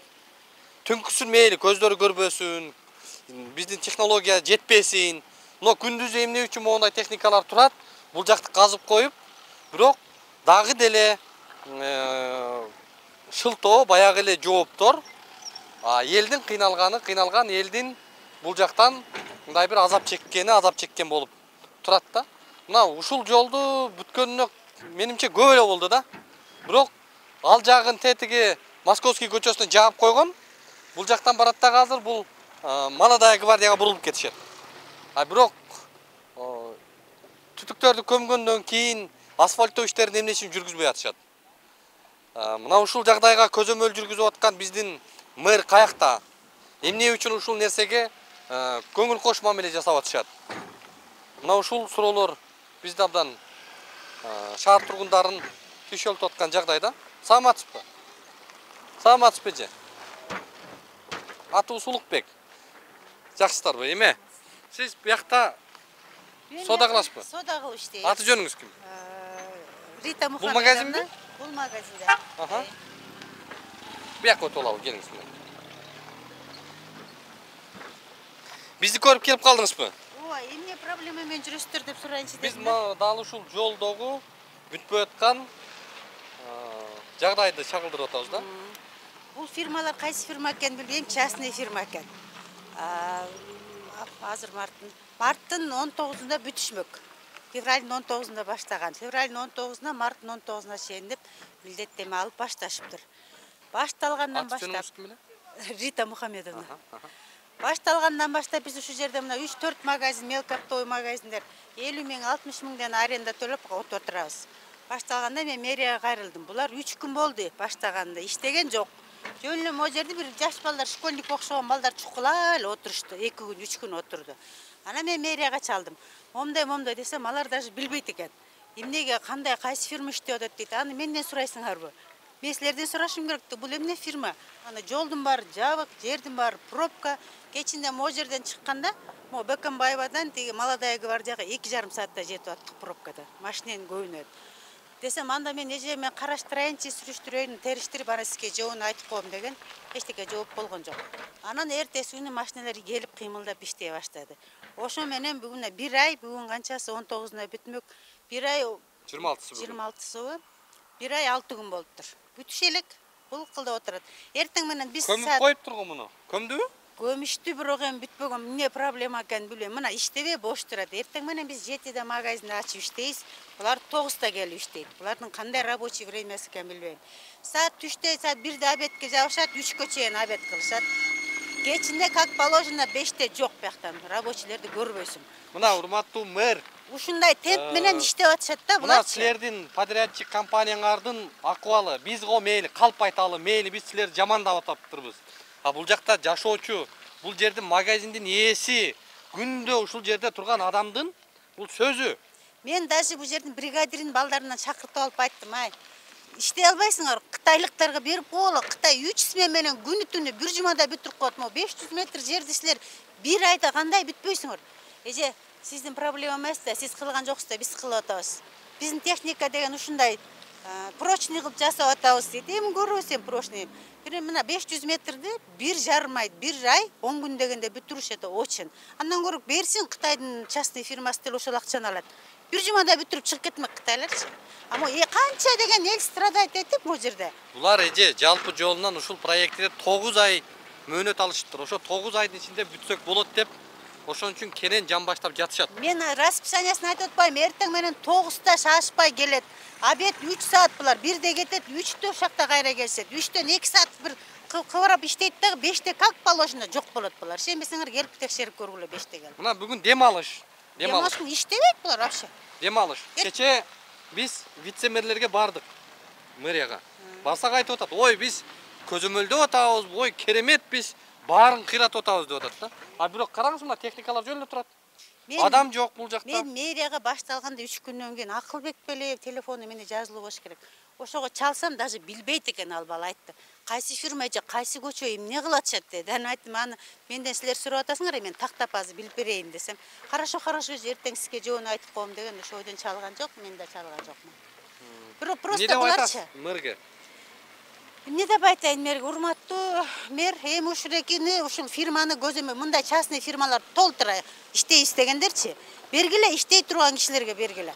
А мындай акчанын кереги жок болгон фирма бир күндө 2 саат, 3 саат иштеп коюп көзөмөлгө албайт, контроль жок жүргөн не кереги бар? Ошо кандай прочностьте бүтүрүп атат, бир Кудай өзү билет. Аны бир киши келип текшерген жок кандай прочностьте бүтүп атканын. Эми ал жагын мен жооп бербейм, ал жагын бул фирма өзү жооп берет дечи. Просто моундай горячий точка, могу көчөчү, горячий точканы ылдамдыраак тезирээк бүтсө болот да. Мондай күнүнө 3 саат иштеп койсо, дагы бир 2 ай отурушат жөн эле булар. Ошол айтабыз. Монча эмне деген эл кырылып, машина мо жерде ызы чуут, мелечи. Кечинде айтып атпайм, Бекамбаевадан Молодая гвардияга чейин 2 саат деген, 2,5 саат дегенде жетип атат. Азырда кичине ачылып, кичине жол ачылып 500 метр жүрүп жерге. калды. Эл псих уже момда. Биздин арендабызды даже кыскартып да коюшкан жок, неметип да койгон жок. Как положено төлөйсүңөр, аренданы төлөп атабыз. Сода жок, бир байкуш элдер жактан берим коробкасына 1-2 киши келет, көтөрүп кетет. А калгандары Московскийге чейин, а? Московский дагы Лев Толстой. Мына мо жерде ишенбесеңер карап көргүлө. Кече барсак, сабыр кылып тургула, эл сабыр кылып турсун дейт. Сабыр кылып турушубуз керек экен. 10 күндөн бери күтүп атабыз, сабыр кылбагандай көчөгө чыккан жокпуз, митинг кылган жокпуз. Мына сабырдуулук менен эле Кудай берерин унутпасын деп коюп отурабыз. Андай болсо мен ушу мэрияга айттым, келип биздин арендабызды кыскарткыла, же болбосо биз магазинди жаап коелук, арендабызды төлөп койгула, биз жаап үйдө эс алып отуруп туралык жол бүткөнчө деп да айткам. Жана мэрдин балдарына. Именно ошо жол боюнча караган балдар бар экен да, ошо номерин пробиваться этип, бир барак телефонго чалып атып араң дегенде таптым ал номердичи. Анан ушу номерге айтсам, ошентип койгон мына эми. Просто көзөмөлгө алып эртерээк бүтүрүш керек да. Бул мен киши баспаган машина жүрбөгөн көчө болсо, мейли 1 айда, 3 айда бүтүрө берсин. Могу деген көчө аябай горячий көчө да, көрүп атасыңар өзүңөр. Биз эле эмес, момча водитель, эл жүргүнчүлөр канча страдать этет. Баткен базарын ичи вообще ыйлап атат, киши келбей калды бизге деп. Эмне деген аренданы төгүп коюп отурушат. Бир чиновник коюп ушулардын бир ишин жеңилдетип коела. Патентке келгенде, налогко келгенде зыкылдатып алып кетишет баарында. 1 сом түшүрбөй туруп алып кетишет. Шыпылдап жер ат тезегин кургатпай, мэр шыпылдап эле көчөдө жүрөт, келбейби ушул жака? Келип ошону кайрылып айтып койгон, мен да кайрылып атам. Жалпы о көчөдөгү элдин эмесине, торговый точкалардын атынан кайрылып атам. Сабыр эми, сиздерге сабыр тилейбиз. Сабырды мына 1,5 айдан бери сабыр. Коомчулук өзүнүн баасын берсин. Эми азыр бул жерди эми асфальт тайыстып, дагы 1 ай жабат да. Это гарантия ужечи. Анан бир техника жок бул жерде, мына иштеп аткан киши жок. Айтпайм, эртең менен келишет, бир 20 минут, 30 минут чукуйт деле анан ушинтип эле турат жабык. Эмне кылып атышканын билбейт. Киши түшүнбөйт да, эмне кылып иштеп аткандарын. Мына техникалары бул жакта турат. Бул жерди казып таштаган. Бул жактарды казып көмгөн мына, монтип өзүңүздөр көргөндөй. Кече вице-мэр чыгып, деле сөз бербей, ой биз көзөмөлдөп, 3 күн сайын көзөмөлдөп турабыз, ой айтып, тапшырма берип, биз буларды такымына таш салып атабыз деп айтты эле. Мына бүгүн дем алыш күн. Дем алышта адамдардын баары мына көрүп атасыздар, машиналар тынбай бул көчө. Машиналар жүрөт. Көзөмөлдөп аткан вице-мэр, мэрдин компаниясында, ошо подрядчик компаниянын техникасы мына бир жан жок. Техникасы турат, эч ким иштеген киши жок. Булар жөн гана камерага, ой мына көзөмөлдөп атат, ой мына иштер жүрүп атат деп жалган маалыматтарды таратуу менен, шаардыктарды алдоо менен алек да. Мына бул техникасы да жөн турат, бир да киши жок. Бул жерде иштеп аткан бир жандын караны көрүнбөйт да. Анан эмнеге ушундай коомчулукту алдап, шаар тургундарын алдап, мындай бир шаардыктарга кыйынчылык жаратып атасыңар. Мына бүтүп көмүп коюпсуңар. Эми ушуну асфальттоо иштерине өтпөйсүңөрбү деген мындай бир суроону салгыбыз келет да. Не мындай жай баракат, жайлоодо жүргөндөй эле. Жай баракат деле эмес, азыр жаңы эле ушу намаз окуп келе атканбыз жумушка. Иштебейт дейт го силер бечиле. Могу жакта. Бул жактагы эжелерби? Билбейм, провокация кылып атса керек. Провокация дейсиз ойлойсуңарбы, Жок эмес. Не бүгүн дем алыш күнү неге кайсы компания силердики? Бизки Profit Express подрядчиктер. Вице-мэр айткан уктуңуз беле? Не деп? Биз ой Аябай көзөмөлдөп атабыз. 3 күн сайын тапшырма берип атам дедилер го. А эмне техникалар иштебей турат? İşte atpayбы. Кана иштеген биз келгенибизге биз Келгенде эле калп элементи кыймылдатып койгондой муну жаап, жолду жаап туруп. Кече өзүңүз айткансыз. Возможно болгон жерде жолду ачып тургула деп, туурабы? Биз жолду ачканбыз. Качан ачтыңар? Түндө ачканбыз. Түндө мейли бул канча күн мурда эле ачылган жол? Бул деген канча күн мурун деген бул иштегендерге гана ачылган болчу. Могул жерде иштеген МЧСке карата, могу иштеген сынаптарга карата эле. Биз муну бир жумадан ашык турду ачык турганына. Бир жума. Эми азыр сиз эмне максатта келдиңиз бе? Эмне максат? Максат эмне үчүн иштебей атасыңар? Эмне үчүн иштебей эле жатабыз? Кыйналып атса силер жай баракат, жайлоодо жүргөндө болот атасыңар. Ким кыйналып атат? Биз келсек чогулуп баштадыңар эми. Силер келбей эле биз эртеден түндөн бери ушул жердебиз. Жашоочулар айтып атпайбы? Жок, эч ким. Ким гана, кайсы ким айтып атат? Саат 5те кетишет дейт. Ким кетип атат ага? Саат Ким ошо 9да киши келишет чакырып дейт. келесичи? Жүргүлө. Факт менен айтыңыз ошону. Ким айтып атат? Калп чыгылып атасыңар бул жашоочуларды. Бу жерде жашоочу жок, бу жерде жалаң иштегендер. Бул жактагылар эмне? Бул жакта Бул иштегендер да. Ошону айтып атам. Бул жакта жашайт да. Жашайт деп койсузбу? Булар канчада келип, канчада кетип атат? Моюндарын албай атпайбы? Мен мына могу жерде саат 7-де биз ушул жерде болобуз. Силер 9-таран кыймылдап баштайсыңар. 9-да келесиңер. 8 эмес 9-да келишет. Бир 20 мүнөт, жарым саат чукулайт да бүттү, жоголуп кетет. Ким каякта экенин мен билбейм акты жо. Жоксуңар. Ана саат кечинде обед деп бирде отурасыңар, ошо менен 2-3те кайра кыймылга келесиңер. 2 саат, 3 саат жок болот биякта. Мен мына көрүп турам. С утра эртең менен кечеттен кечки 8ге чейин отурам ушул жерде. Саат 5тен кийин как положено бирде киши таппайсың биякта. Жок, только техника токтоп турат. Жалган десең мына. Мамлекеттик кызматкерлерде 5те кетип калышабы булар? Могу жерде любой дүкөнчүлөрдөн мукта соода кылып аткан же баткен ишиндеги любойдон сура, кандай тоскоолдук болуп атканын бизге. Болот. Бирок силер деген бир айда 19-нан 19-на чейин бүтмөксүңөр. Ошону мейли деп биз дагы сабырдуулук менен күтүп атабыз. Жасап атат, жол жасалып атат, канализация жүрүп атат. Булардын иши да жүрүш керек деп. Бирок мойнуңарга алып койгула силер. Өтө жай иштеп атасыңар. 500 метр жерди билбейм. Mesela Kıtaylar olsa bir cumada bitirmek. Biz buna iyice öz saytsanız, uşul Moğol участокты бат эле бүттүк, э? Биз де кармаганы мо темир жолдук эле кармады эже. Биз бул Лев Толстойго чейин да бүткөн бул жагын казып. Бул жагын Московскийге чейин бүтүп койгон. Мени темир жолду эле кармады. Темир жолду кармаса делечи силер темир жолду көп болсо күнүнө бир 2 саат, 3 саат эле кармап баягы кастыңар бүтүрүп койдуңар. Токтотпадыкпы? Темир жолду bir күндө жаптыңар. 9 саат поезд жабылды, мен барын билем. 9 саат поезд жабылды, bir күндө эле поезддин астын касып бүтүрүп койдуңар. Калганын эмне кылып атасыңар түшүнбөй атабыз. Биз поездду 2 жолу токтоттук эже. Биз бирөөсүндө поездду токтотуп турбаны салдык. Экинчисинде биз дагы токтотконду күттүк. Күнү келет поездду токтотуп бергенде анда график бар да, тияк менен согласовать этип, мынчасында токтотуп беребиз. Жата бербейт да. Ошо да токтотуп берет. 2 күн жаап поездду бүтүрдүңөр. Калган ишин бүтпөй атпайсыңар башлар. Калган иши биз поезд бүткөндөн мына кече эле болду эже. Мейли. Могул жерде бүткөнүбүз да, бүтүпсүңөр. Мына жакта көмүпсүңөр турбаларды. А эмнеге асфальт кылбай турасыңар? Бул кече күнү эле көмүлдү бул. Же тияктан Гагаринадан баштап бер жагын. Эмнеге асфальт кылбай атасыңар? Эми биз азыр мындай. Ал жакты мен асфальт кылсам, ал жакты да жабам азыр. Мисалы асфальт кылыш үчүн. Аякты да жапсам, биякта казылып жабылып турса, пробка өзүңөр пробка асфальт басылбай турган жерди ачып тур деп кече айткансың өзүң, туурабы? Жок, ачканыңар эмне Московский эмне үчүн жаап турасыңар азыр анда? Биз азыр ачсак, вообще эле могул жерде биз иштей албай калабыз анда. Баары келип могул жерге туруп алат, кантип иштейбиз биз? Азыр мына могу машиналар кетип атат, тест стреласын көрүп атсыңарбы? Бурса эле бирөөдү жыгачып атат машинасын. Эмне болот? Сен жооп бересиң кел. Анан? Ошо? Анан эмне кылышыбыз керек? Силердин жапканыңардан, ачканыңардан эмне толук болуп атат? А эмне кылышыбыз керек? Жаап коюп жатасыңар могу жерде, эч кимиңер жок. Бул жатканда бул жер деген биз келдик, жок эч кимиңер.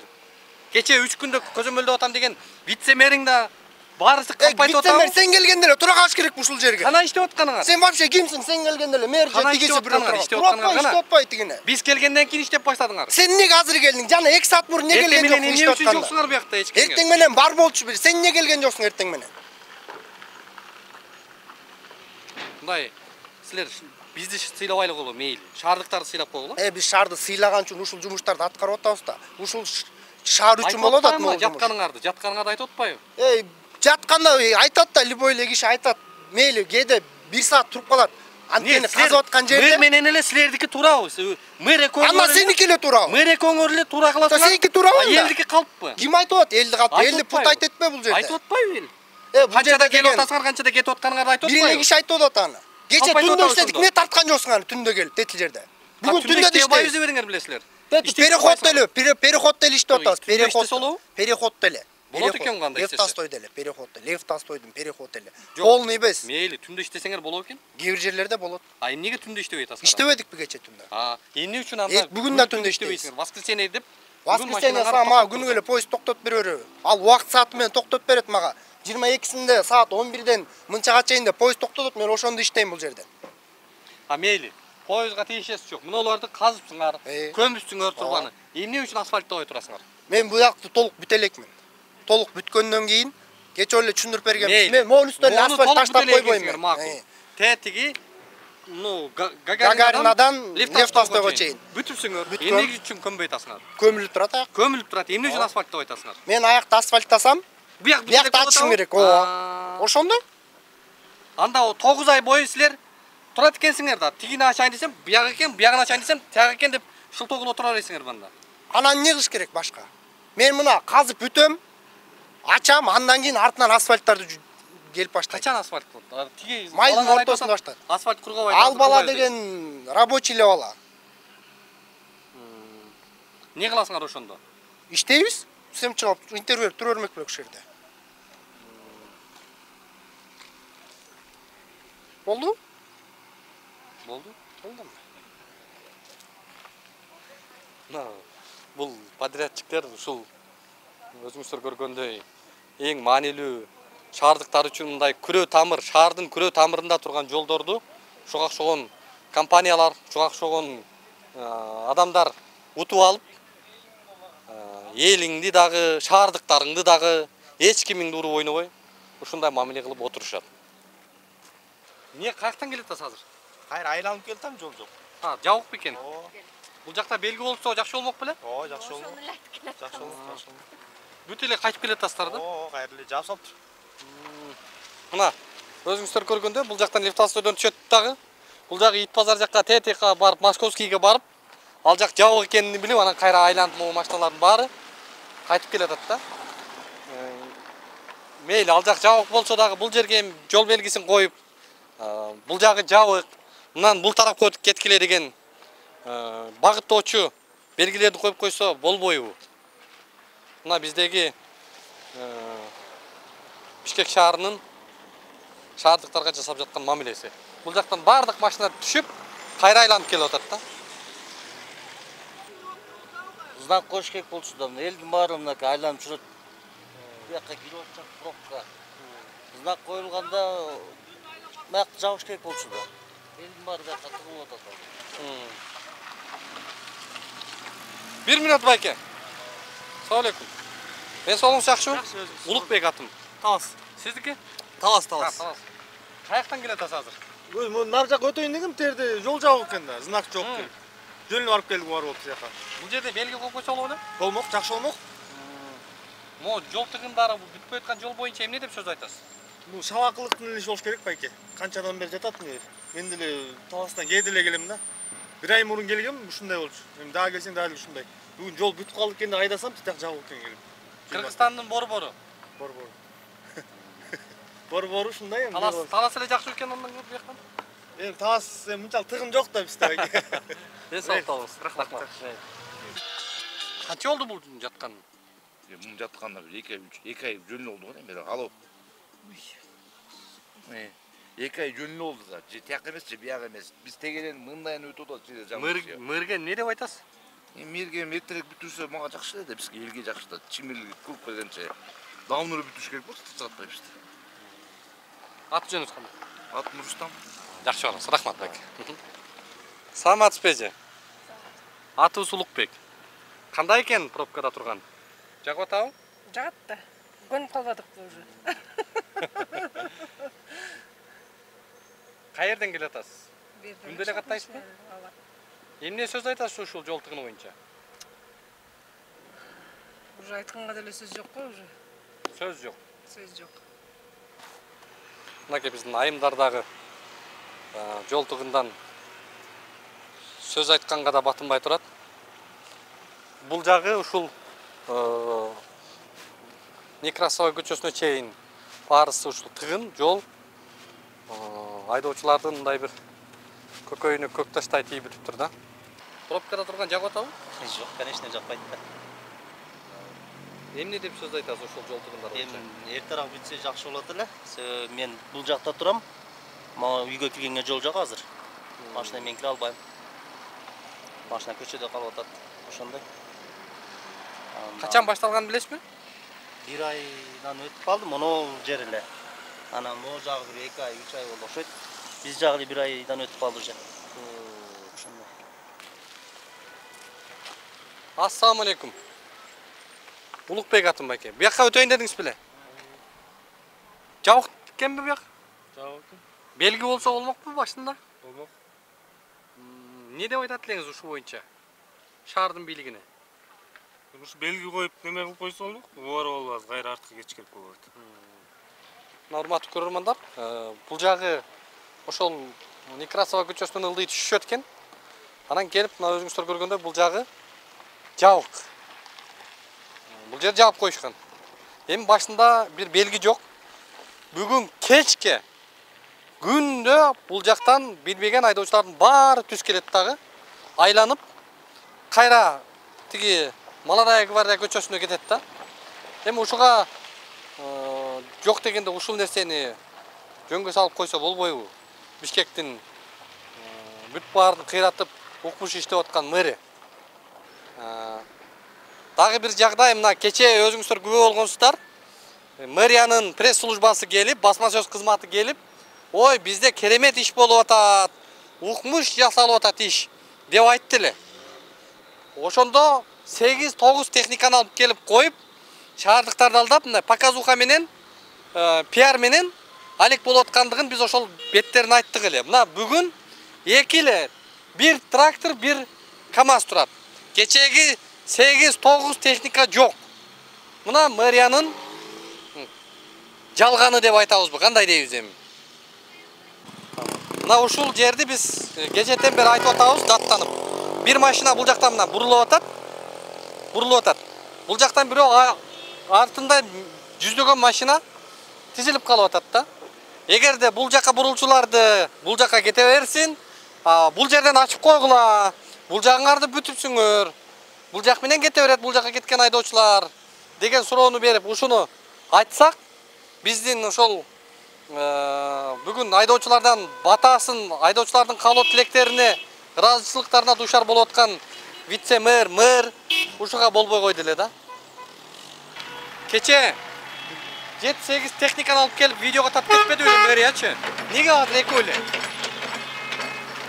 Сен бул жумуштун обстановкасын көрүп атасың, азыр мен 8 техниканы кайерге батырам? Неге трамбовкаларды кылбай, тияктарды көмө бербейт мисалы?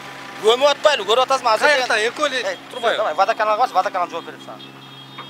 Мынакей биздин көзөмөлдөп атабыз, биз ой кыйратып атабыз деп кече вице-мэр айтып аткан сөзү мына далил болуп калды да. Бир техникасы турат могу жердечи. Анан 4 кишини коюп койгон ушуга. Анан кантип булар жакынкы айларда ушул ишти бүтүрөт аягына чыгарыпчы. Болгону бир КАМАЗ, бир трактор турат азыр. Кече булар мэрия пресс службасы келип тарткан. 10 техника турат. Ой, күзүрмөн иш болуп атат деп кетишкен. Бүгүн монтип 2 эле техника турат. Эмне үчүн шаардыктарды урматтуу мэрия алдап атасыңар? Я байке, каякта кече жолду ачам дебеди беле? Жолду ачам дебеди беле? Сиз бул жакта азыр жетектей токшойсуз буякта, Сизби башчысы? Ким ачам деди? Кече сиздердин жетекчиңиздер айткан. Тиягын ачыңыздар. Кирда, мая тазараак да. Жок, тияк пробка могу жака бурулганда пробка болуп калып атат. Могу жерди ачсаңар, бияктан өтүп кете берет баары. Ондан тигине албайсың. Мону.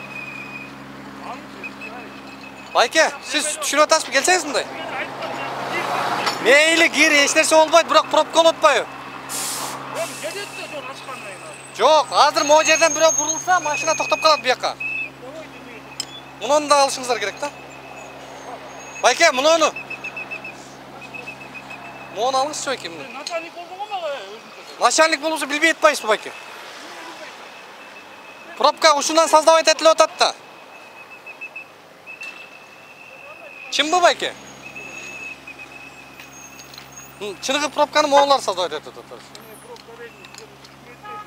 Азыр мисалы могу бурулуп атат, көрдүңүзбү? Бу жака өтүп кете берет. Жок, ага жетпей калып атпайбы могу жерден бирөө бурулса? Мына ушуну эми биз келип, вице-мэрге айттык эле, кулак түргөн жок да. Бирок мына көгөрүп атып, шаардыктардын, айдоочулардын талабы менен мына бул компания азыр жолду ачууга аргасыз болуп атат.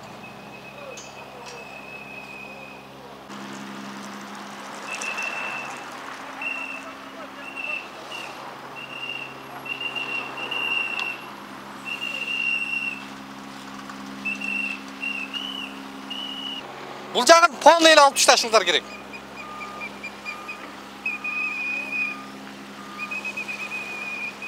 Ыңгайлуу болуп калдыбы байкем?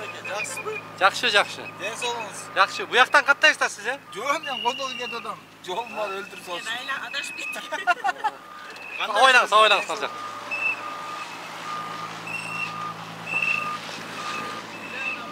Аты жөнүңүз кандай? Ат жөнүн айтпай эле коеюн. Бу жакта жашайсызбы? Жок, ошол жерде эле. Могу өзү любой жолду жасаганда артынан асфальт сразу басып кетиш керек. Же болбосо моундай жерлерди шыпырып же моундай чаңытпайчы. Ар кандай могу үйлөргө чаңдар кириши мүмкүн. Бир жумадан бери жөн эле жатты беле бул жер? Турду. Машиналар пробка болуп атты. Эми чоңдор келип өздөрү деле караш керек да, бир сыйрачы. Кече биз вице-мэрди алып келгенбиз. Көгөрүп эле мынандай бетпактанып макул болбой койгон. Бирок майы кызматкерлери менен биргеликте азыр бул жерде аштырдык. Гаиди кызматкерлерин деле кыйнап атат да бердечи. Мисалы өздөрү келип, мисалы артынан эле асфальтты басып кетсе, кичине басып-басыпчы, онда пробка болбойт да. Мисалы бизде Россияда иштегенбиз, могу жолдо деле иштегенбиз. Артынан эле басып кетчү да аларчы. Биздики андай эмес да. Бизде жок. Биздин техникалык нормаларга ылайыктуу 3 ай жатыш керек экен. Анан ал тапталыш керек экен. Анан бирөө барып мэрдин эшигин какканда анан кыймыл болот экен да. Ошон үчүн басканда мондо эч кандай тыгын болбойт да өзүчү. Өзү артынан басып, уруп кетиш керек да. Мындай бу жерде башкаруу жок болуп атат да, жакшычы.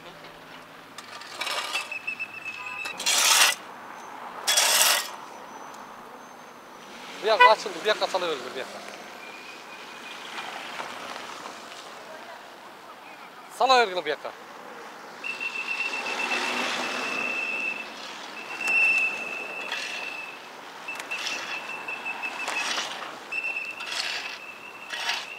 Bu yoqqa sala, bu yoqqa. Bu yoqqa sala. Bu yoqqa sala bergil, bu yoqqa. Мынаке, өзүңүздөр көргөндөй, ушул жөн эле жаткан, бул жагы бүткөн, бирок ачпай көгөрүп эле отурушкан да. Мына эми азыр бул подрядчик компанияларга талап кылып атып, азыр бул жакты ачтырдык. Мына эми айдоочулар бир аз болсо дагы бул жакка бурулчулар өткөндө тыгын болуп калбайт да арты. Бу жактан өтө берет аэропортко карап.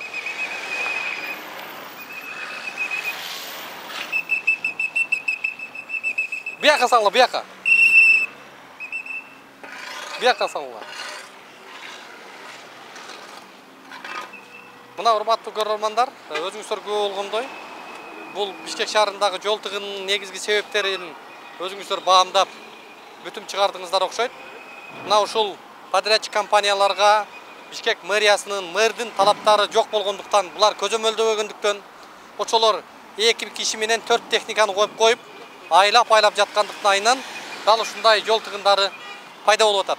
Мына ушундан улам эми Бишкек мэри мындай жөн болбогон пиар иштери менен алек болбой, дал ушундай коомчулуктун Бишкек шаарынын реалдуу көйгөйлөрүнө мындай бир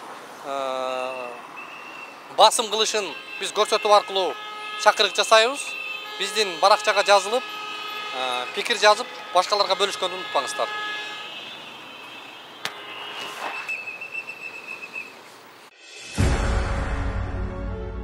Урматтуу мекендешим, өз үйүң, өлөң төшөгүң демекчи, бул заманда жеке турак жайлуу болууга эмне жетсин? Бул муктаждык боюнча ойлонуп жүргөн болсоңуз, биз сизге жакшы тандоо сунуштайбыз. Азыр мен турган жер Ылдыйкы Жал кичи районундагы Үмүт строй компаниясы куруп жаткан Мурас көп кабаттуу объектиси. Эмне себептен Үмүт строй компаниясын сиздерге сунуштап жатам? Бул биринчи кезекте документациясындагы тактык жана тазалыгында. Келечекте үйүңүздүн документине байланыштуу эч кандай кыйынчылыкка дуушар болбойсуз. Бул критерий учурдун эң негизги көңүл бурчу маселеси болушу шарт. Экинчи жагдай, курулуп жаткан үйдүн сапаттуулугунда Үмүт строй курулуш компаниясы сейсмологиялык коопсуздукка жана курулуш норма эрежелерин толук сактоого кепилдик берет. Аталган турак жай 10 кабаттуу комфорт класстагы Ылдыйкы Жал кичи районундагы Курчатова 23 дарегинде жайгашкан. Ошондой эле бала бакча, мектеп, жогорку окуу жайлары, поликлиника жана ири соода борборлору кадам сайын кезигет. Эң башкысы, узак мөөнөткө 33 айга бөлүп төлөө мүмкүнчүлүгүнө ээ болосуз. Мурас көп кабаттуу объектисин 2025 жылдын 2 кварталында өз ээлерине тапшырууну пландашууда. Толук маалымат алуу үчүн дарегибиз Жаманбаева 36/1, байланыш телефондор 0501 44 22 22, 0221 44 22 22. Баса, бул курулуп жаткан көп кабаттуу үйдүн курулуш норма эрежелерин сактап куруусуна биз өз көзөмөлүбүздү жүргүзүп турабыз. Андыктан кабатырланууга негиз жок.